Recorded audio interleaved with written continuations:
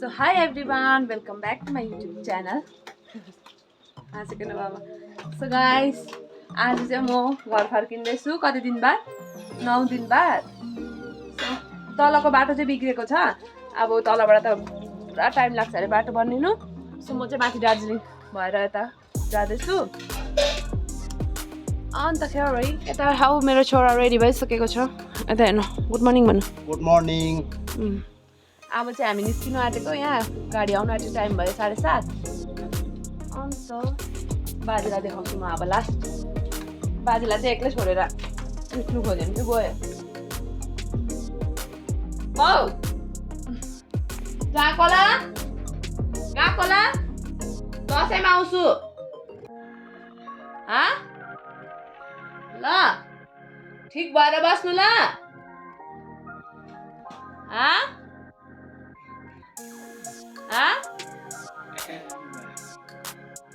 राम्रोसँग जाति भएर बस्नु ल.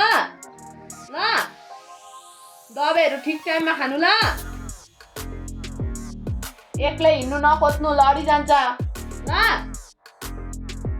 ल भनेको खै. मेरो नाम भनिदिन्छ एकपल्ट. मेरो नाम भन्नु त एकपल्ट नाम.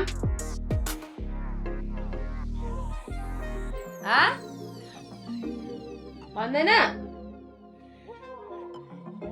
किन? म को हो भन्नु त म.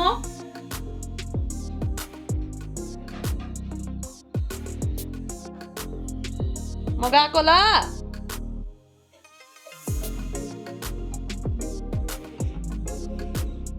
By by. बादमा भेटौँ ल. दसैँमा आउँछ अरे हौ. लु यता आउँछ. ला उसिरै छैन. किन रुको तपाईँ चाहिँ?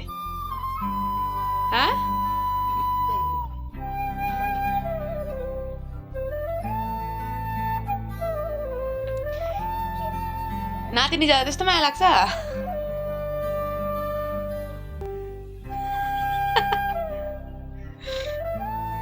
त्यो रुक्सा बोजू हो. के अरे आफू चाहिँ रुँदैन भनेको. किन रुनु त? थोडी न म कहिले नआउने गरी गएको हो नि बाउ.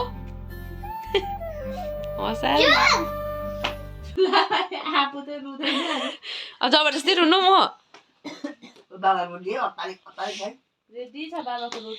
चल यसलाई त चाहिँदैन होला हौ ज्याकेट. मलाई गरम लागेर होला. सो गाइस म चाहिँ अब यहाँबाट निस्केको. Don't be emotional. म आइहाल्छु फेरि पनि भाइको छुट्टी भएर ल. त्यो हावामा बरु बाजेलाई याद गर्नु नि मजाले. सो गाइस अब चाहिँ म निस्केको घरबाट. गाडी आएपछि म तपाईँलाई देखाउँछु. सो गाइस अब चाहिँ म यहाँबाट निस्केको. बाई भनिदिनु फुपू सबलाई. गाडी आयो बाई भनिदिनु भाउजू. Isha bye bye. यता हेर. यता हेर्दैन हौ एक झलक. ला बाई. बेगहरू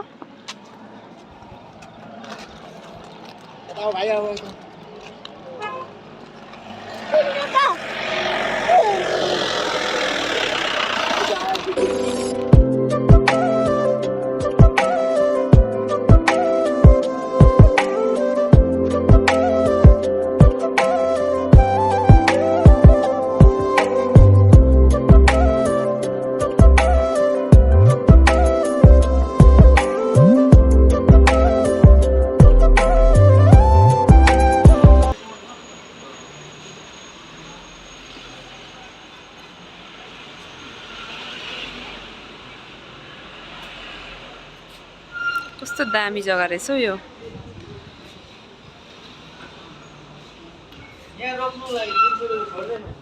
सो गाइस हामी चाहिँ अहिले यो कुन चाहिँ जग्गा हो पर्सि नै होला यहाँ आइपुगिसकेको छौँ. मैले बाटोबाट भ्लग गरिनँ. नानीको आँखमा थियो. सो यो चाहिँ कुन चाहिँ जग्गा चाहिँ हो. यस्तो दामी सिन छ हेर्नुहोस् तपाईँहरू. नानीको आँखमा भएको कारणले चाहिँ भ्लगै गर्नु सकिनँ.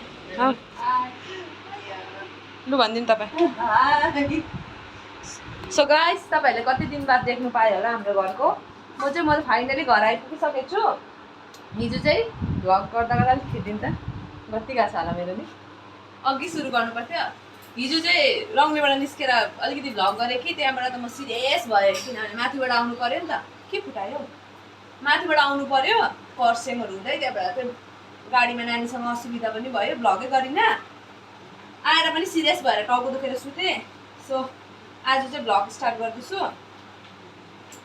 भन्नु नि मेरो क्लिप भाँच्छु किले भाँच्छु 50 रुपियाँको क्लिप भाँच्छु कस्तो दामी अब नयाँ आउँछ अस्ति रङ्गलीमा केरेक केरेक केरेक केरेक त गरिरहेको थियो ओइ त्यसका बाजेको यो मेरो कपालै ठुलो नि त अन्त क्लिप पनि भाँच्यो हो सो तपाईँहरूलाई आज म दिनभरि के हुन्छ त्यो देखाउँछु यी ग्रिन टी खाएर स्लिम हुँदैछ अरे दिदी स्लिम अलिकति मात्रै लिएको थिएँ इस्कुस लाइट बालेर देखाइदिउँ अँधेरो भाउ अब यसको चाहिँ आज मोमो खाने के गरेको बुहारी के गरेको बुहारी इस्कुस लिएर आएको थिएँ त अन्त मोमो खानै पाएको थिइनँ मोमो बेलुका मोमो बनाउनु भनेको पुरा गरम छ त्यही भएर चाहिँ दिउँसै रेडी गरिराखेको यता दिदी प्याज काट्दैछ मम्मीले त अलिकति फोड्दा त बाङ्गो बाङ्गो पार्दैछ 4 बजे चाहिँ के हो इभिनिङ वाक होइन इभिनिङ वाक नगए पनि गरम हुन्छ नि त यसरी झन् छिटोबाट सुरु गरेको त झन् त्यहाँ नै हो त झन् त्यहाँ लाग्छ ऊ त मर्निङ वाक जान्छ नि त माइली होइन के अरे माइली मर्निङ वाक होइन इभिनिङ वाक ल त्यसो भए म तपाईँहरूलाई अहिले यो रेडी भइसकेर देखाउँछु so by by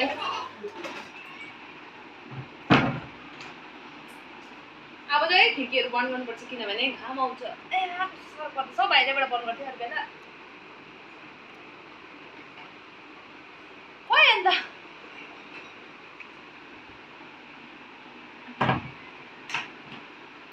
so high guys बोल्नु न के भन्नु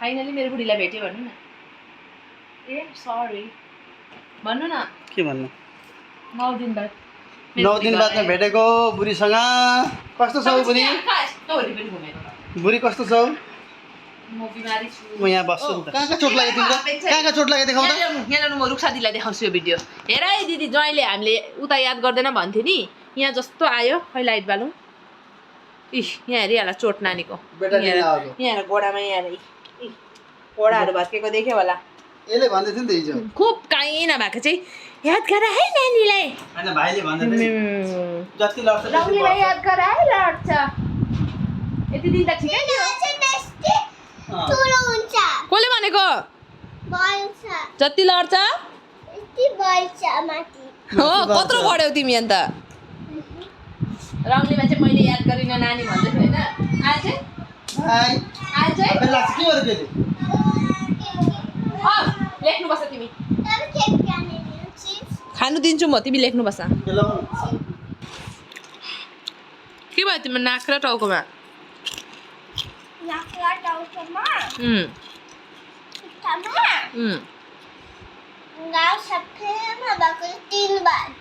कसरी भयो कहाँ लड्यौ भन छिटो गाइसहरूलाई भन्नु न गाइस भनेर भन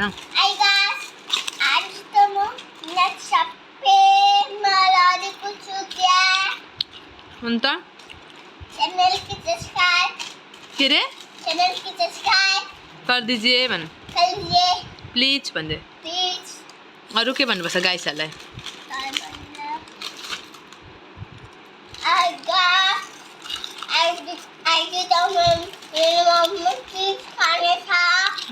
देखाइदेऊ चिप्स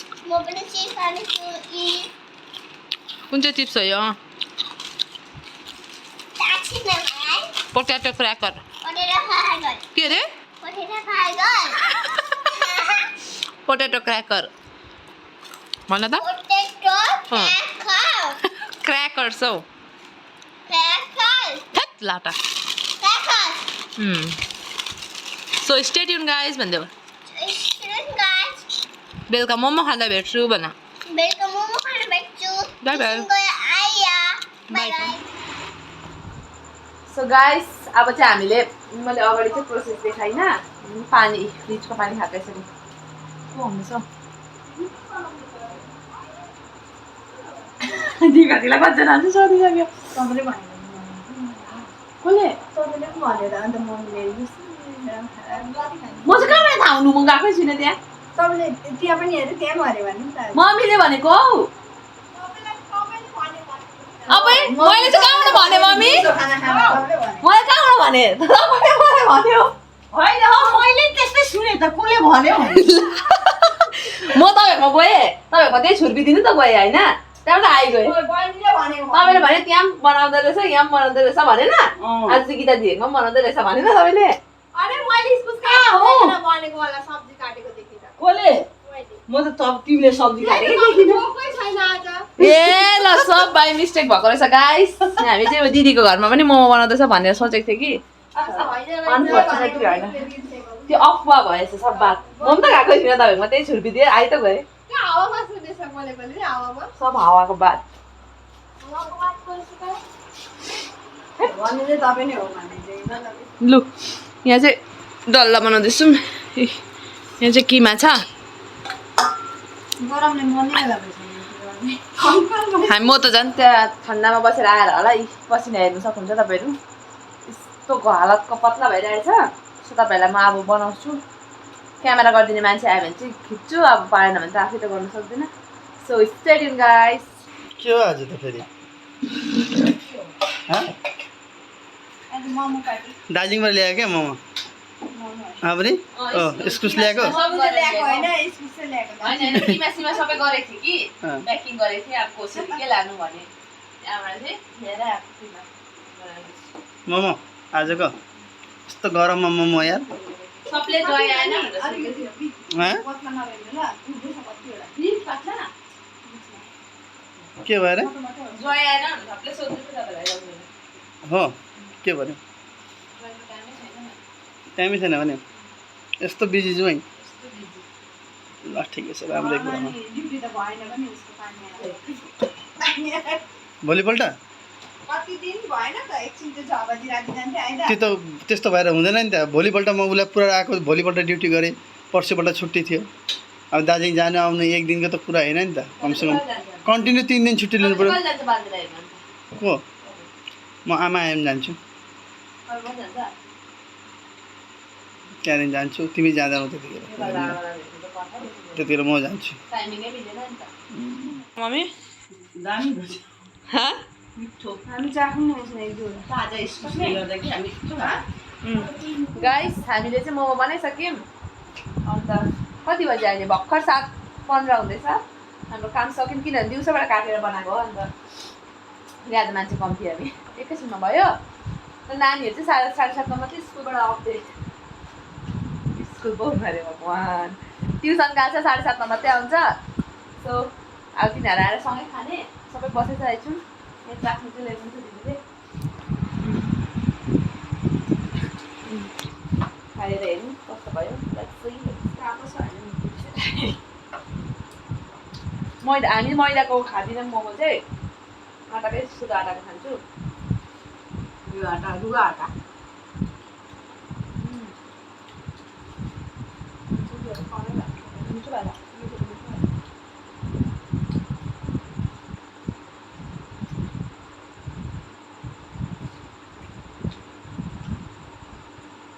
कस्तो भयो अरे मिठो भएको छ नि यो साइडको इस्कुस हो मिठो हुन्छ नि अब इस्कुस अलिक भयो चाहिँ मजाले ल्याएको छ हाम्रो घरमा खायो न दोकान मान्छेले दिएको इस्कुस पठाइदिएछ बिहान नै बाबा गाडी भन्नु गएको कि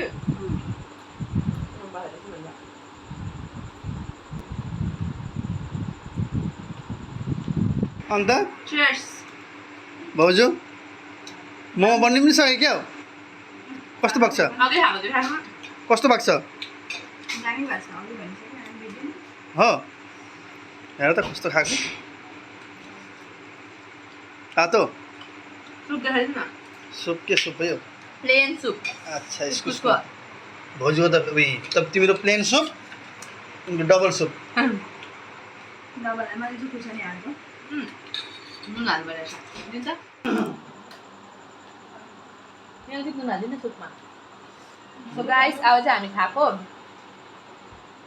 नुन ल त्यो हाल्यो भने खत्तम नुन ए बसाइ मेरो उठ्दा हो नि फेरि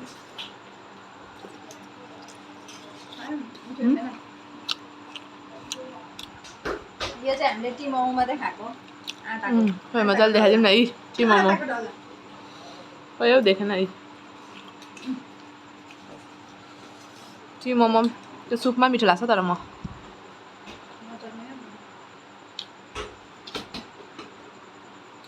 मम्मी लेफ्ट हो कि राइट हो कुन चाहिँ यो हो कि यो हो लेफ्ट यो सो गाइस आजको भिडियो यति नै हुन्छ सो आजको भिडियो तपाईँलाई के कस्तो लाग्यो कमेन्ट्समा भनिदिनुहोस् होला नयाँ हो भने सब्सक्राइब गरिदिनुहोस् सो तपाईँलाई नेक्स्ट भ्लग पनि राम्रो आउनेछ so stay tune guys bye bye